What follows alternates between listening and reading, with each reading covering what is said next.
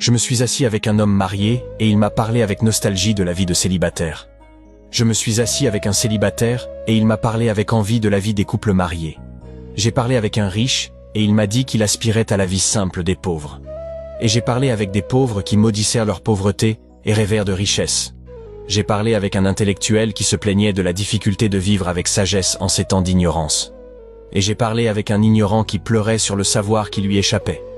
J'ai parlé avec un vieil homme qui s'est laissé emporter par la nostalgie de son enfance. Et j'ai parlé avec un enfant qui demandait quand est-ce qu'il pouvait grandir.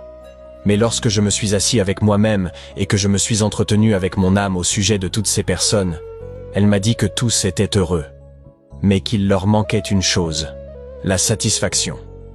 Voilà notre vie, il lui manque la satisfaction.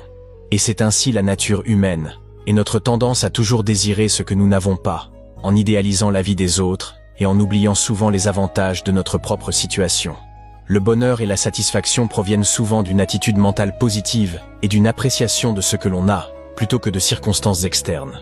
La paix soit sur vous. Wassalamu alaikum.